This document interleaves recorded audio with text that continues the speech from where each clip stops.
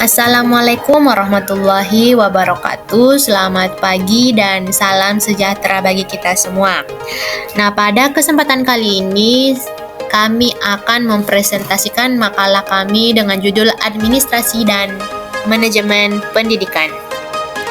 Nah, sebelum kita memasuki materi kita pada hari ini, izinkan saya untuk memperkenalkan tim-tim saya. Nah, pertama ada moderator, yaitu Nurul Madinah. Presenter pertama ada Lira Firna. Presenter kedua ada Dini. Presenter ketiga ada Wildana.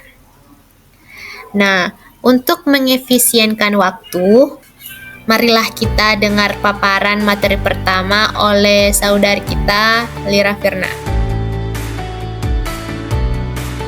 Assalamualaikum warahmatullahi wabarakatuh. Sebelumnya perkenalkan nama saya Lira Firna. Di sini saya sebagai pemateri pertama yang akan membahas tentang definisi administrasi pendidikan. Pengertian administrasi. Secara etimologis, kata administrasi berasal dari bahasa Latin yang terdiri dari kata et dan minister. Et berarti sama dengan kata to dalam bahasa Inggris yang berarti ke atau kepada. Nah, sedangkan kata minister berarti to serve atau to conduct, yang berarti melayani, membantu atau mengarahkan. Nah, jadi kata administrasi dapat diartikan sebagai usaha untuk membantu, usaha untuk menolong, usaha untuk mengarahkan semua kegiatan dalam mencapai suatu tujuan. Nah, adapun pengertian administrasi secara luas, ada berbagai pandangan tentang pengertian administrasi. Menurut pandangan Sondek Pesiagian mendefinisikan administrasi sebagai keseluruhan proses antara dua orang atau lebih yang didasarkan atas rasional tertentu untuk mencapai tujuan yang telah ditetapkan sebelumnya. Nah, sejalan dengan definisi ini, Delianji mengemukakan pula definisi administrasi, yaitu segenap rangkaian kegiatan penetapan terhadap pekerjaan pokok yang dilakukan oleh sekelompok orang dalam bekerja sama mencapai suatu tujuan. Oke, selanjutnya pengertian administrasi pendidikan. Siagian 1982 mengemukakan pengertian administrasi adalah keseluruhan proses kerjasama antara dua manusia atau lebih yang didasarkan atas rasionalitas tertentu untuk mencapai tujuan yang telah ditetapkan sebelumnya. Nah, administrasi pendidikan terdiri dari dua yang masing-masing mempunyai pengertian tersendiri, tetapi sebagai satu rangkaian, kedua kata itu mengandung suatu pengertian tersendiri. Hakikatnya administrasi pendidikan merupakan aplikasi ilmu administrasi dalam kegiatan pembinaan, pengembangan dan pengendalian usaha-usaha pendidikan yang diselenggarakan dalam bentuk kerjasama sejumlah orang. Dengan kata lain, perkataan pendidikan setelah kata administrasi pada dasarnya menunjukkan pembatasan ruang lingkup kegiatan administrasi. Selanjutnya, perbedaan dengan manajemen. Perbedaan utama antara manajemen pendidikan dan administrasi pendidikan adalah bahwa manajemen pendidikan melibatkan kerjasama dengan sumber daya untuk mencapai tujuan. Nah, sedangkan administrasi pendidikan melibatkan pengelolaan dan pengarahan orang untuk mencapai tujuan dan sasaran. Sementara manajemen pendidikan berfokus pada perencanaan, penempatan staf, perekrutan dan pemimpin organisasi untuk mencapai tujuan. Nah, administrasi pendidikan pada dasarnya berfokus pada pengambilan keputusan, pembuatan kebijakan serta hukum dan peraturan lembaga. Nah, selain itu, perbedaan penting lainnya antara manajemen pendidikan dan administrasi pendidikan adalah bahwa manajemen pendidikan mengemban tanggung jawab atas berfungsinya lembaga dengan baik. Nah, sedangkan administrasi pendidikan menyiapkan kebijakan untuk memandu pengembalian keputusan. Selanjutnya materi yang terakhir adalah peran dalam sistem pendidikan. Ada beberapa peran dalam administrasi pendidikan yang perlu kita ketahui. Yang pertama adalah planning. Dalam mencapai tujuan pendidikan membutuhkan perencanaan yang matang. Nah, perencanaan tersebut dibuat sebaik mungkin agar dapat berjalan secara maksimal. Karena perencanaan pendidikan tidak dibuat semena-mena, maka harus kesepakatan bersama. Yang kedua, pengorganisasian. Hal ini sangat diperlukan dalam membangun hubungan antara interaksi dengan staf, antara pendidikan dan peserta didik. Oleh karena itu, hal ini harus bersinergi untuk mencapai hasil pendidikan yang diharapkan. Selanjutnya, koordinasi. Nah, hal ini harus dilandasi dengan komunikasi yang baik. Apabila komunikasi tidak dilandasi dengan koordinasi, maka juga tidak akan berdampak. Nah, tim yang ada di bagian koordinasi akan bertanggung jawab untuk membentuk teknik, melahirkan ide, serta bagaimana cara menciptakan pembelajaran yang interaktif. Nah, apabila tersendat, maka manajemen lembaga pendidikan juga akan tumbang. Hasil peserta didik juga akan berantakan karena disebabkan kurang maksimalnya ilmu yang diberikan. Pengawasan, selama menjalankan untuk mencapai tujuan, maka perlu adanya pengawasan. Karena tanpa pengawasan, apabila terjadi penyelewengan dapat langsung ditegur. Dalam setiap unit lembaga pendidikan terbentuk struktur pengurusan. Nah, apabila tidak diawasi, potensi terjadinya penyelewengan sangat mungkin akan terjadi. Sekian materi yang saya paparkan. Saya kembalikan kepada moderator. Nah, itulah tadi hasil pemaparan dari presenter kita. Selanjutnya kita move to the next presenter. Time is yours. Di sini saya akan melanjutkan materi kami, yaitu tentang tujuan administrasi pendidikan. Nah, sebelum itu saya akan menjelaskan sedikit tentang apa sih tujuan administrasi pendidikan itu. Nah, tujuan administrasi pendidikan adalah untuk meningkatkan efisien dan efektivitas penyelenggaraan kegiatan profesional kependidikan dalam mencapai tujuan pendidikan. Seperti diketahui bahwa tujuan pendidikan pada dasarnya bermaksud untuk mengembangkan kepribadian dan kemampuan agar menjadi warga negara yang memiliki kualitas, sesuai dengan cita-cita bangsa berdasarkan Pancasila. Tujuan administrasi pendidikan yang diselenggarakan di sekolah dapat dikelompokkan menjadi beberapa tujuan. Yang pertama, yaitu tujuan jangka pendek, yang kedua, tujuan jangka menengah, dan yang terakhir, tujuan jangka panjang. Tujuan administrasi pendidikan dalam mendukung pencapaian tujuan umum pendidikan adalah memastikan bahwa aspek dalam proses pendidikan termasuk perencanaan, pengorganisasian, pelaksanaan, dan pengawasan berjalan secara efektif dan efisien untuk mencapai hasil pendidikan yang diinginkan. Nah, berikut beberapa tujuan administrasi pendidikan dalam konteks ini. Yang pertama, menyelaraskan tujuan pendidikan dengan kebijakan nasional. Administrasi pendidikan bertujuan untuk menyelaraskan program dan kegiatan pendidikan dengan kebijakan pendidikan nasional sehingga tujuan pendidikan nasional dapat tercapai. Yang kedua, mendukung pengembangan kurikulum yang relevan. Administrasi pendidikan yang membantu dalam merancang dan mengimplementasikan kurikulum yang sesuai dengan kebutuhan masyarakat dan perkembangan zaman, sehingga lulusan memiliki kompetensi yang relevan. Selanjutnya, meningkatkan profesionalisme tenaga pendidik. Administrasi pendidikan bertujuan untuk meningkatkan kompetensi dan profesionalisme tenaga pendidik melalui pelatihan dan pengembangan berkelanjutan yang berkontribusi langsung terhadap pencapaian tujuan pendidikan. Next, pengolahan sumber daya secara efisien. Administrasi pendidikan memastikan bahwa sumber daya manusia, finansial, dan material dikelola dengan baik untuk mendukung proses belajar mengajar dan pencapaian tujuan pendidikan yang optimal. Selanjutnya, pengawasan dan mengevaluasi proses pendidikan.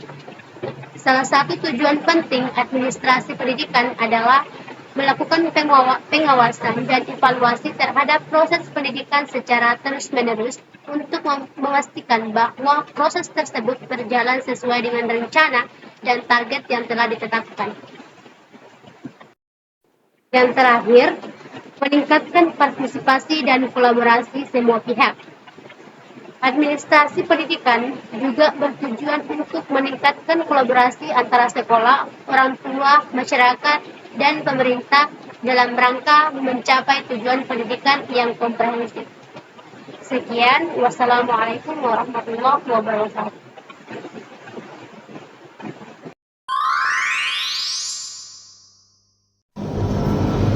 Hai, saya Wildana. Di sini saya akan menjelaskan mengenai fungsi-fungsi administrasi pendidikan. Nah, seperti yang kita ketahui bahwa administrasi pendidikan ini merupakan jantung dari setiap lembaga-lembaga pendidikan. Fungsi-fungsinya yang saling terkait memastikan berjalannya proses belajar mengajar dilakukan secara efektif dan efisien. Nah, adapun fungsi administrasi pendidikan apa saja sih? Nah, pada fungsi administrasi pendidikan ada 5 poin. Pada poin pertama ada planning atau perencanaan, di mana perencanaan dalam administrasi pendidikan merupakan langkah awal yang sangat krusial. Nah, pada tahap ini melibatkan beberapa poin lagi, ada penentuan tujuan, analisis kebutuhan, dan penyusunan program. Nah, kita menjelaskan penentuan tujuan dulu. Penentuan tujuan di sini mendefinisikan secara jelas apa yang ingin dicapai dalam proses pendidikan, baik dalam jangka pendek maupun jangka panjang. Yang kedua, analisis kebutuhan. Analisis kebutuhan merupakan proses melakukan kajian mendalam terhadap kebutuhan siswa, guru, dan masyarakat terkait dengan pendidikan. Yang poin ketiga yaitu penyusunan program. Penyusunan program ini merupakan step dalam merancang program-program pembelajaran yang relevan dan inovatif untuk memenuhi kebutuhan tersebut.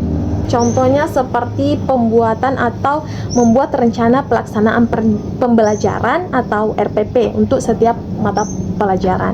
Yang kedua, menyusun program pengembangan profesionalisme guru.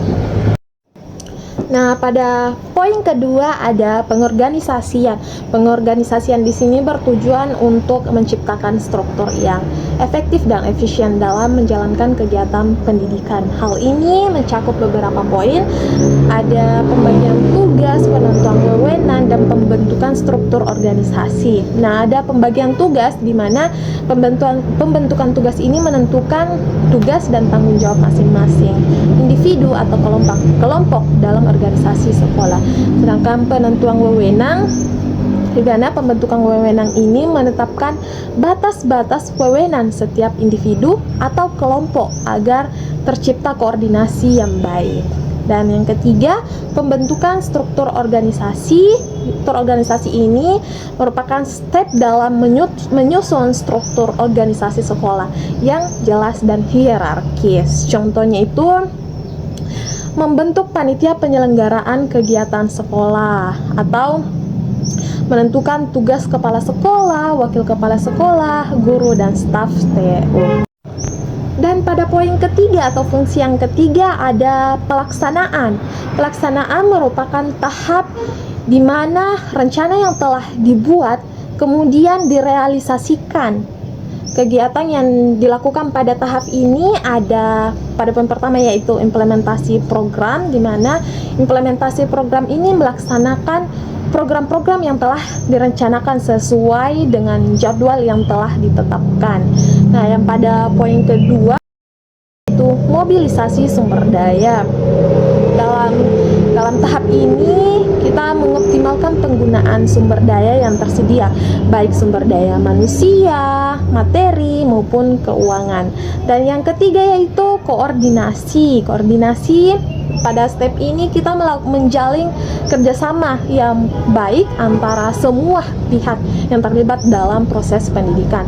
Nah, contohnya itu melaksanakan kegiatan pembelajaran di kelas atau mengadakan kegiatan ekstrakurikuler dan melaksanakan program bimbingan konseling. Next, kita masuk pada fungsi yang keempat, yaitu pengendalian. Pengendalian yang bertujuan untuk memastikan bahwa pelaksanaan program pembelajaran ini sesuai dengan rencana yang telah disepakati atau telah ditetapkan. Nah, pada tahap ini antara lain itu pemantauan, evaluasi proses, dan pengambilan tindakan korektif. Nah, kita bahas pemantauan dulu, di mana pemantauan ini proses melakukan pemantauan secara berkala terhadap pelaksanaan program. Yang kedua, evaluasi proses, di mana proses mengevaluasi setiap tahap pelaksanaan program untuk mengidentifikasi kendala yang mungkin akan terjadi pada proses ketika proses ini berjalan. Nah, next selanjutnya itu pengambilan tindakan korektif.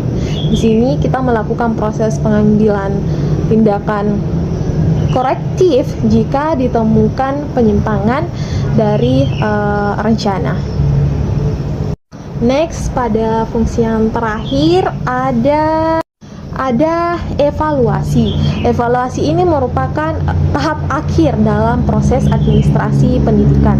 Tujuannya adalah untuk mengukur keberhasilan program yang telah dilaksanakan dan memperoleh masukan di masa yang akan mendatang. Nah, kegiatan yang dilakukan pada tahap ini yaitu pengukuran hasil, analisis data, dan pengambilan keputusan. Di mana pada pengukuran hasil ini kita mengukur pencapaian tujuan yang telah ditetapkan.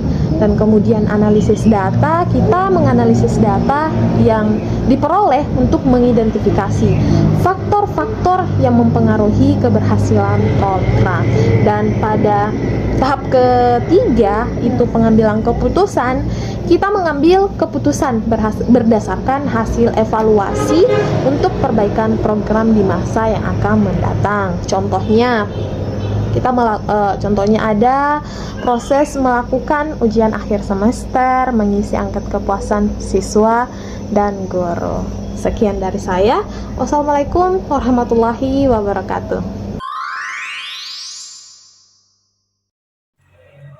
Baiklah, terima kasih sebelumnya. Di sini saya akan membahas mengenai apa-apa saja bidang garapan administrasi dan manajemen yang ada di sekolah. Nah, ada beberapa bidang yang meliputi bidang garapan itu. Yang pertama ada personalia yang meliputi sumber daya manusia yang ada di sekolah seperti guru, kepala sekolah, staf, dan lain-lain sebagainya. Terus yang kedua ada kurikulum, yang ketiga ada sarana dan prasarana atau biasa kita sebut dengan fasilitas yang ada di sekolah. Yang keempat ada keuangan, yang kelima ada hubungan antar masyarakat, terus yang terakhir ada bimbingan konseling serta keamanan dan ketertiban yang ada di sekolah. Nah, mari kita bahas satu persatu. Nah, administrasi personalia atau biasa disebut sebagai sumber daya manusia yang ada di sekolah adalah jantung dari setiap lembaga pendidikan. Dan bidang ini berfokus untuk mengelola sumber daya manusia, khususnya para tenaga pendidik seperti guru, staf, kepala sekolah, dan lain-lain. Dan caranya gimana? Mereka itu mulai dari rekrutmen, dari perencanaan, pengembangan, evaluasi kinerja, hingga kesejahteraan pegawai. Semua diatur dalam lingkup administrasi personalia ini. Dan tujuan utama dari bidang ini adalah untuk memastikan bahwa setiap individu yang terlibat dalam proses pendidikan ini dapat berkontribusi bagi kemajuan lembaga pendidikan dan peserta didik. Nah, yang kedua ada administrasi kurikulum. Nah, kurikulum ini merupakan bidang yang sangat penting dalam dunia pendidikan. Dengan perencanaan, pengembangan, implementasi, dan evaluasi yang baik, kurikulum dapat menjadi instrumen yang efektif untuk meningkatkan kualitas pendidikan. Sederhananya, kurikulum ini mengatur segala sesuatu aspek yang berkaitan dengan apa yang diajarkan di sekolah, mulai dari rencana pembelajaran yang terstruktur dan mencakup tujuan pembelajaran, materi pembelajaran, metode pembelajaran, bahkan penilaian. Dan pengembangan kurikulum di Indonesia mengalami banyak perubahan, dan salah satu kurikulum yang terbaru saat ini adalah kurikulum Merdeka. Nah, kurikulum ini dirancang untuk meningkatkan kualitas pendidikan dan menyempurnakan kurikulum 2013. Dan ini merupakan inisiatif yang memberikan kebebasan kepada satuan pendidikan yang ada di Indonesia untuk menyesuaikan konten pembelajaran agar lebih optimal dan sesuai dengan kebutuhan peserta didik. Nah, dan yang ketiga adalah administrasi di bidang sarana dan prasarana pendidikan. Dan bidang ini bertanggung jawab untuk mengelola segala fasilitas dalam proses pembelajaran, mulai dari gedung sekolah, laboratorium, perpustakaan, hingga alat-alat peraga. Semua dikelola dengan baik agar proses belajar mengajar dapat berjalan efektif dan efisien. Dan langkah-langkah yang perlu dilakukan untuk memanfaatkan kebutuhan fasilitas sekolah dan ini bertujuan untuk mengetahui fasilitas apa saja yang dibutuhkan oleh siswa. Yang pertama, dapat dilakukan dengan cara seperti wawancara atau survei dan diskusi kelompok kepada para siswa, masyarakat, atau guru-guru yang ada di sana. Yang kedua, ya cara mengembangkan fasilitas yang ada di sana. Dan pengembangan fasilitas ini dapat dilakukan berbagai cara seperti pengadaan fasilitas baru, pemeliharaan fasilitas yang sudah ada, dan perbaikan fasilitas yang sudah rusak. Dan terakhir ada pemanfaatan fasilitas. Fasilitas sekolah ini harus dimanfaatkan secara maksimal oleh siswa, karena pemanfaatan fasilitas ini dapat dilakukan dengan berbagai cara seperti melakukan kegiatan belajar mengajar, ekstrakurikuler, dan kegiatan-kegiatan lainnya yang melibatkan menggunakan sarana dan prasarana di sekolah. Nah, yang keempat ini ada administrasi di bagian keuangan sekolah. Dan bidang ini berfokus pada pengelolaan sumber daya keuangan sekolah secara efektif dan efisien agar dapat mendukung tercapainya tujuan pendidikan. Nah, pengelolaan keuangan yang baik sangat penting bagi keberlangsungan sebuah sekolah. Dengan pengelolaan keuangan yang efektif, sekolah dapat memenuhi kebutuhan operasional, seperti memastikan ketersediaan dana untuk membayar gaji guru, membeli bahan habis pakai, membayar tagihan listrik, dan lain-lain sebagainya. Yang kedua, untuk memperbaiki kualitas pendidikan, seperti memanfaatkan dana untuk meningkatkan kualitas sarana dan prasarana sekolah, seperti membangun laboratorium, perpustakaan, dan alat-alat peraga lainnya. Yang ketiga, yaitu untuk meningkatkan efisiensi, yaitu seperti mengelola anggaran secara efisien dapat mencegah terjadinya pemborosan dan memastikan setiap rupiah yang dikeluarkan memberikan manfaat yang maksimal. Terakhir yaitu menjamin transparansi. Nah, caranya transparansi ini adalah pengelolaan keuangan yang transparan akan meningkatkan kepercayaan masyarakat terhadap sekolah. Nah, berikut ini ada beberapa tugas dan tanggung jawab administrator keuangan. Nah, administrator keuangan ini memiliki tugas dan tanggung jawab yang sangat beragam. Antara lain, yang pertama itu perencanaan penganggaran. Nah, mereka ini harus menyusun anggaran pendapatan dan belanja sekolah untuk 1 tahun anggaran, serta memprediksi kebutuhan dana untuk berbagai kegiatan yang akan diadakan di sekolah. Yang kedua ya penganggaran. Nah, penganggaran di sini yaitu mengalokasikan anggaran ke berbagai pos belanja sesuai dengan prioritas, serta memantau penggunaan anggaran secara berkala. Yang ketiga yaitu mencatat semua transaksi keuangan secara sistematis dan menyusun laporan keuangan. Nah, yang keempat yaitu menyajikan laporan keuangan kepada sekolah atau komite sekolah dan pihak terkait lainnya. terakhir ada namanya pengendalian untuk mencegah terjadi penyimpangan dalam penggunaan dana. Nah, yang keempat ada hubungan masyarakat dalam pendidikan, dan bidang ini berfokus pada membangun dan memelihara hubungan yang baik antar lembaga pendidikan dengan berbagai pihak terkait seperti komunitas. Komunitas ini mencakup orang tua, siswa, masyarakat sekitar, dan berbagai organisasi yang ada di masyarakat. Nah, yang kedua ini ada di pemerintah. Di lingkup pemerintah ini ada dinas pendidikan, lembaga pemerintah terkait lainnya.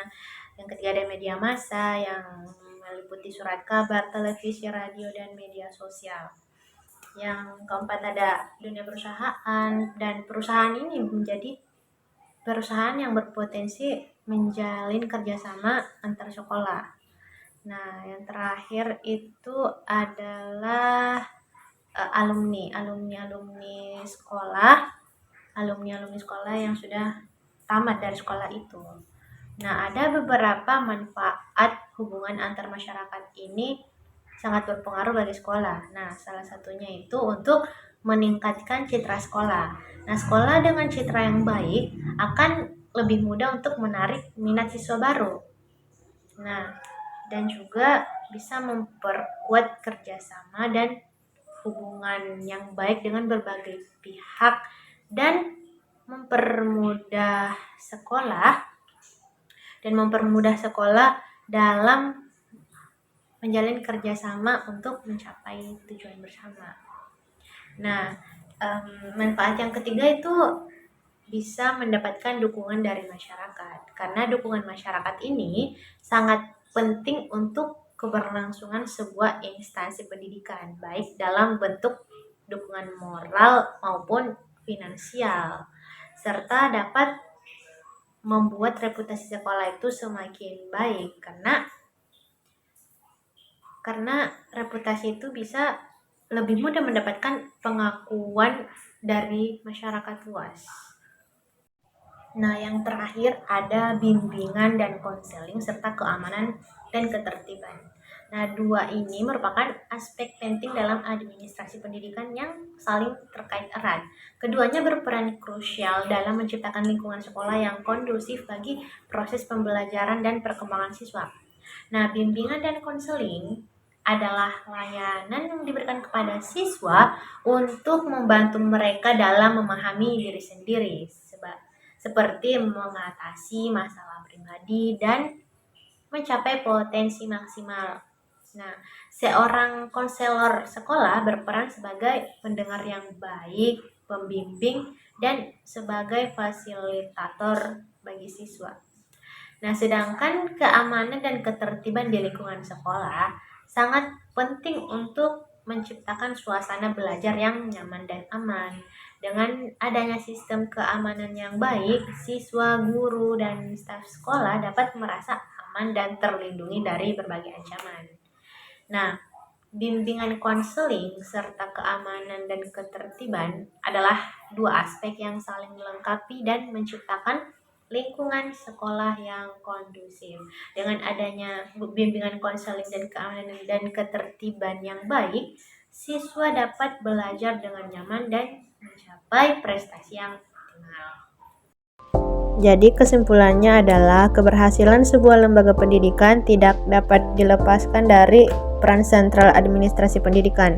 Melalui pengelolaan yang baik, administrasi pendidikan mampu menciptakan sistem yang efisien dan efektif, sehingga tujuan pendidikan dapat tercapai secara optimal, mulai dari perumusan kebijakan, pengembangan kurikulum, hingga pengelolaan keuangan. Semua aspek tersebut membutuhkan perencanaan dan pelaksanaan yang terukur, hingga dapat mendukung terwujudnya visi dan misi pendidikan. Dan sekian presentasi dari kami ucapkan terima kasih. Wassalamualaikum warahmatullahi wabarakatuh.